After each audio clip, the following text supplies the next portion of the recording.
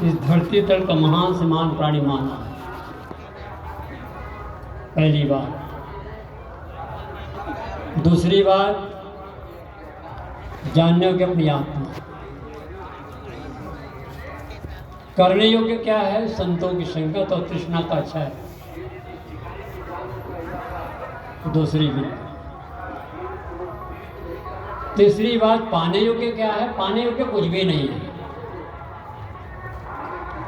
जो निरंतर प्राप्त उसकी याद करो। क्योंकि अब तक जितना भी मिला सब छूट गया है। जो कभी छूट ही नहीं सकता उसकी हम याद ही नहीं करते, उसी की याद करना।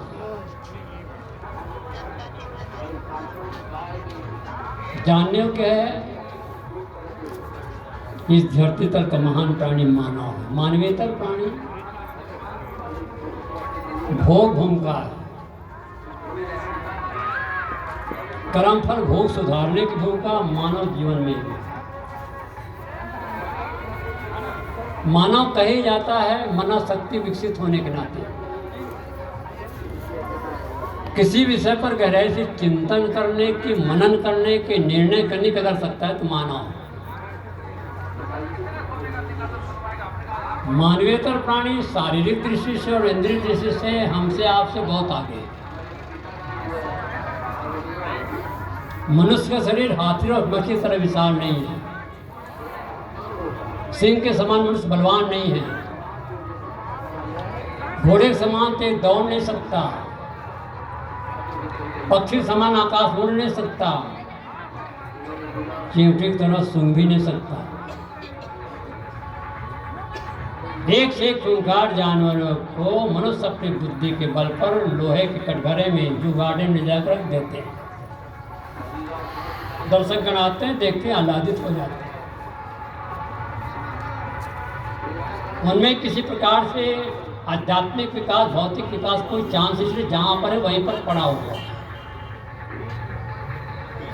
लेकिन मानव ने अपनी मानवीय शक्ति को विशेष जागृत किया है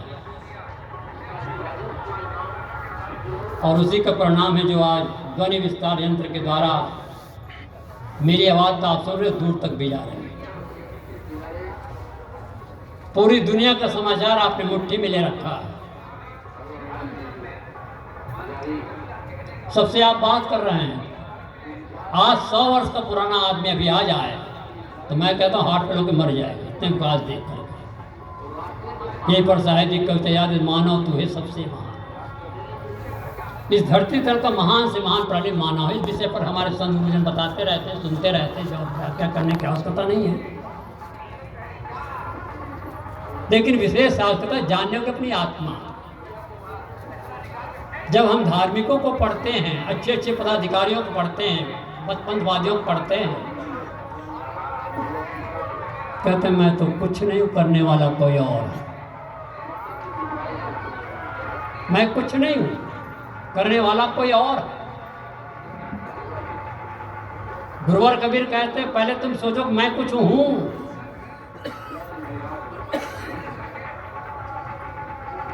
मैं कुछ हूं, आत्मा तत्व तो कुछ है। आत्मा का नाम तो कुछ भी ना होता।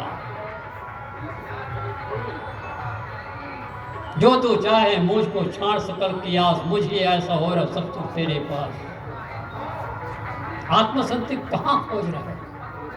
जय खोजत कल्प हो गया घटे माए सो मोर, बाड़ी कर गुमान दे ताते पर गए थे। खोजना छोड़ दो ना भाई, मुँह को कहाँ ढूंढो बंदे, मैं तो तेरे पास।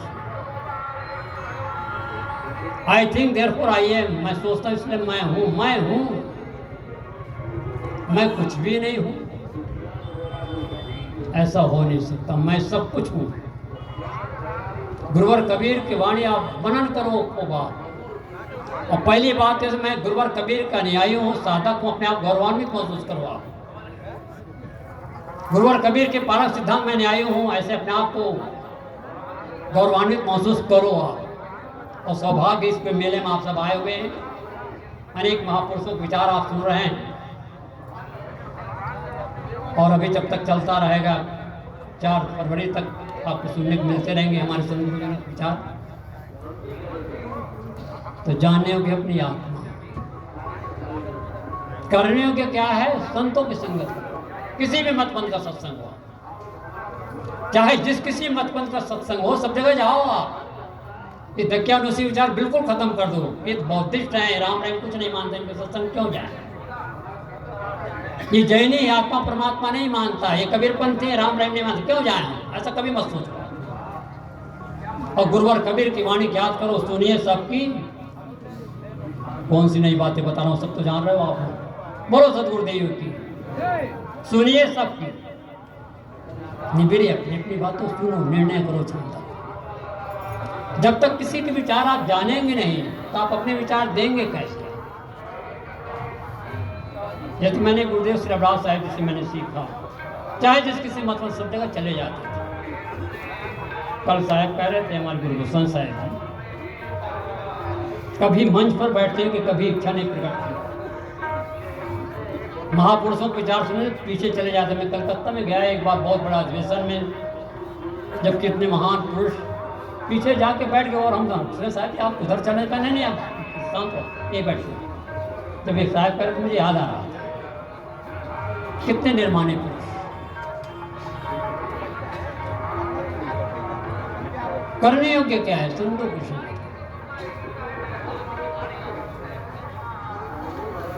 करने योग्य क्या है? कृष्ण पक्ष है। ये जो हमारा भौतिक शरीर बना हुआ है, इसके पीछे एक कारण काल की कठोर व्यवस्था है।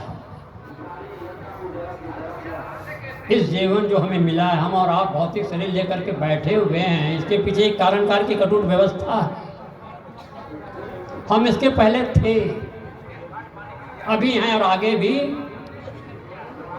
रहेंगे। कहो कभी कभी सहायता कर दिया करो, आप इतने कमजोर क्या बनते हो आप? हम पहले थे, आज हैं, आगे रहेंगे। बिल्कुल अपने आप आत्मविश्वास है। लेकिन ये जो हम बाना पहने हैं, इस जन्म मृत्यु की श्रृंखला को समाप्त करने के लिए बैठे। जन्म मृत्यु ही सबसे बड़ा दुख है। इसी दुख की निवृत्ति के लिए साधना गुरु संतों शरण में लगे हुए हैं।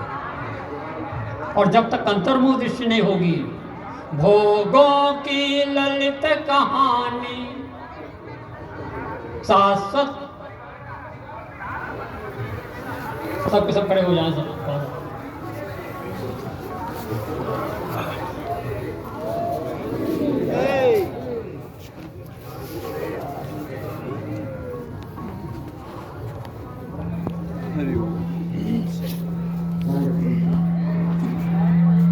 भोगों की ललित कहानी शाश्वत से चली आई है। इस मृग तृष्णा के जल में सबने धोखा खाई है। सुख ढूंढ रहे तुम वन में, गिरगहवर के कंदर में, पर नहीं पता तू पाया वह है तेरे अंदर में। तेरे ही अंतस्तल में सुख सागर लहराता है, पर तू विपन्न हो करके दर दर ठोकर खाता है। घर में, वन में, मंदिर में, चौराहों बाजारों में, सेठों के गोदामों में,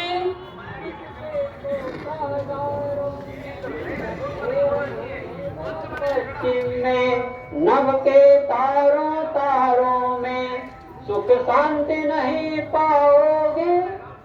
मंदिर ठाकुर द्वारों में जब मनुष्यों से मुड़कर अपने में आ जाएगा। सब चंचलता को तज कर स्थिरता को पाएगा।